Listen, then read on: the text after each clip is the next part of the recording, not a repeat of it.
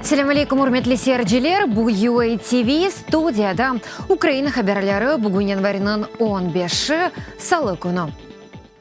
Moskvanın Lefortovo rayon mahkemesi noyabr ayında esir etilgen Ukrayna denizcilerinin sınırlama tedbiri vaktinin uzatılığı hakkında mahkeme oturuşunu kapalı tarzda geçirmege karar aldı.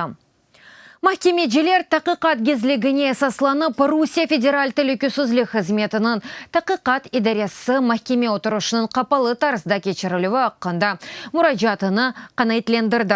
Ukraynaların advokatları epası denizciler özlerini harbiy esirler ilan etkenlerine esaslanıp, onların davalarını Cenk Mahkemesinin bakılığına vermege talap ettiler. Mahkeme ise onların talabını red etti. Denizciler kimlikleri ile bağlı suallerden gayrı diğer mahkeme suallerine cevap vermeyeceklerini bildirdiler. Женева şartnamesinin 17. maddesine göre növbetteki suallerge cevap vermekten red etem dedi.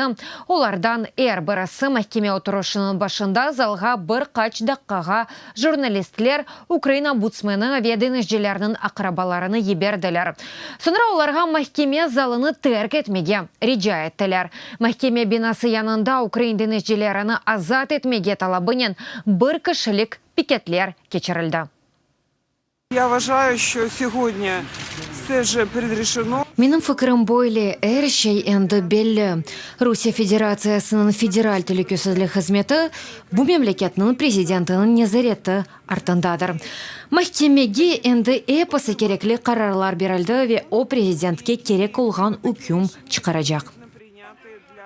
Moskva idaresi astındaki Mesjid Mahkemesi 24 Ukrayna denizcisini hikayaga tevqif etti. Ukraynalar esassız sınır bozganlarında qabatlanılalar. Esir harbiyler Moskvadaki taqiqat tevqif hanelerinde endi 1,5 ay davamında tutula. Epası 24 Ukrayna denizcisi özünü harbiy esirler dep ilan etti. Одессада Rusya Federasyasının konsulluk binası yanında esir Ukrayna denizcilerine kol tutmak için miting geçirildi. Aksiyada yerli vatanperver teşkilatlarının temsilcileri iştirak etti. Numayişçiler diplomatik vekilethanenin qura ve kapını kanını timsal etken kırmızı tuske boyalamak tırıştılar. Ama polis buna ruhsat vermedi. Çatışıf neticesinde boya, asfalt ve aksiya iştirakçılarının üstüne tokuldu. Kanun koruyucular iki failini yakaladılar. Да, это должен был быть перформанс. Bu performans olmak gerek edi. Kırmızı tüslü boya cenkte öldürülgen mesullerinin kanıdır. Ve şimdiki vakitta da öldürülgen ve yakalanılganlarının memleket tecavüzcü. Страна-агрессор. Kırım Tatarlarının genocidi hakkında bütün dünyaya bildirilecek.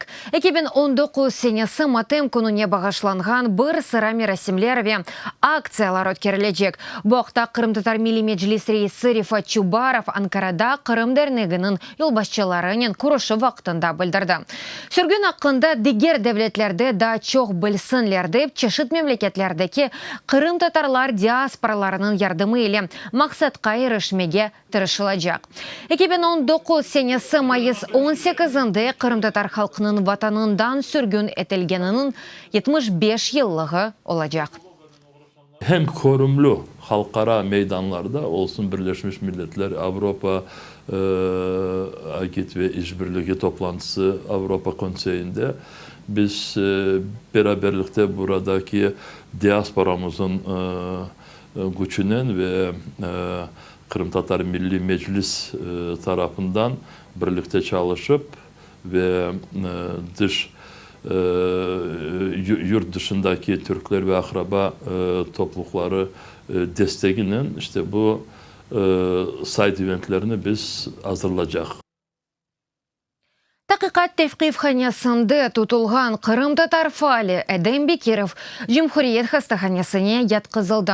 Bu malumatni UA TV'ge advokat Alexey Ladin tasdiqladi. Onun sözlerine göre Edem Bekirov Akmesjitdeki Semashka hastaxanasına tibbiy teşkiruv için yatkızıldı. 57 yaşlı Edem Bekirov birinci gruppaga göre sakat. Ayağı tızından aşağı taba kesip alındı. Şeker ve da bir sıra diğer hastalıkları var. Ряд врачей узкой направленности, да. Тар профилі кимлері оны бақып чықаржақлар, керекли тәлелер япажақлар. Она көренетеже чықыралжақ, тыққат тәфқи фанесінде болынмақ үшін хастылықлары бар ма, yok mu?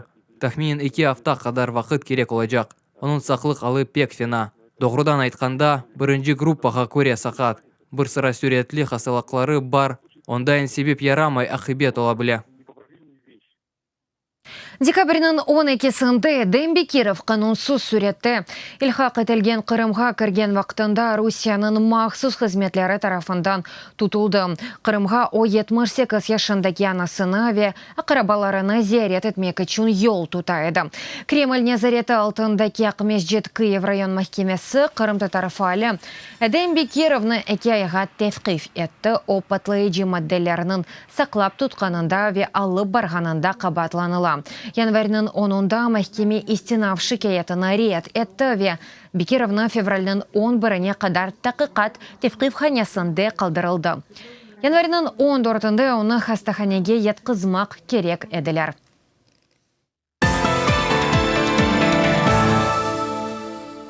Украина халық жемхуриеті ве ғарби Украина халық жемхуриетінің бір девлет оларақ бірлешув 100 елығы мұнасибетінен Украина Милли банкы 5 гривналы хатыра монета чықарды. Капикінің ок тарафында Украина девлет туғрасы ортасында УНР ве ЗУНР язылған. Ар тарафында бірлештірув актын метенінден парча язылған. Четлерінде ер темсалері Арслан, ғарби Украина темсале ве Мелек Микаил, меркези Украина темсале. Монета 40 бен нусха тиражынен басылды, топлашывған январьның 17-сінде пейда олажақ. Украин топрақларының бірлештірув акты 1919 сенесі январьның 22-сінде Киевде Софиевска мейданында тантаналы тарзда имзаланған еді. Эндеден сон новичок чешетінің сынырлы паралич маддесі ясақ жедвелді. Америка Бірлешкен Девлетлері Филименк ве Канаданың бұ теклифіне химиеви селяны ясақ еткен тешкелятының 41 мемлекет азасы қол тұтты. Тешкелятның дегер азалары 90 күн ішінде бұ қарарға итерас ете білелер. Бұйық Британия полисының тақиқатыне көре кечкен сенен новичок чешетінің сынырлы паралич маддесі сабық Русия истихбаратчысы Сергей Скрипалеве қызы Юлияны зерлемек için kullanılған еді. Сентябрьның 5-інде Бұйық Британия прокуратурасы Скрипаллерінің зерленмесінде шүбелі олған әке Русиялінің адлараны білдірген еді. Едаренің мәліматына көре бұлара Русия Федерациясының ватандашлары Александр Петров ве Руслан Баширов зайынсандыр вебілінгет нишірлерінің тақиқатына көре оларының ақықы адлары Александр Мишкин ве Анатолий Чепига. Олар Русияның баш истихбарат идаресінің хадимлері ве Кремльның вазифесіне иджира еті еділер. Варшавада бенлер же адамлар нефрет ве зорбалыққа қаршы сөзсіз митинге келділер. Полония пайтақтының сәкенлері Гданск шәрі башыны Павел Адамовичның хатарасыны андылар. Олар медениет ве илим сарайы янына нефретке yok, зорбалыққа yok язылы плакатларнен топлаштылар. Павел Адамовичның хатарасына Варшавада 3 күнлік матем күні илян етілді.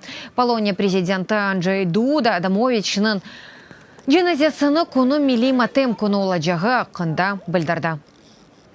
Myślę, że może być różnie. Да, нелер ола біле белі дегіл. Адамлар нефрет или толулар. Аслабан башқа фикерлері бұ вазиетті бұ фаджиядан сон біраз олып кечкен вақыға қында түшінмелеміз. Mnie się wydaje tak, że to na tle politycznym. Менімже саяси себеплер бардыр, еминім бұнда. Бұ девлетні ида еткенлер тарафындан олып кечкен вақияның индемей празы олывы бар. Гданск шәрінің башы харе концерт вақытында яраланылды. Уджум етіже Павел Адамович сөзге чыққан вақытында санаға чықты бір қач кере оны пычақлады. Шер башына қаза ярынды бірінші ярдым көстірілді. Бұндан сон хастаханеге алып баралды. Анда оны операция япылды майкемлер аятыны құртарып оламадылар. Январьның 14-інде Павел Адамович әләк олды. Уджум етіжені яқаладылар. Бұ 27 яшылы Гданск сәкені. Алып кетмезден evvel қанунсыз сүреті махкум етілгені ақында ве бұның үшін мемурлар қабатлы олғанларыны қычырып айтты. Құрметлі серджелер, бұ дақиқаға бұ сонки хаберамыз, да датчоқ хаберлеріні сізлер UATV.ua сайтымызда оқый білесіңіз. UATV ile olınız, sağlıqнен қалыңыз, ұзын-ұзыны қорчалыңыз, көрішкенде.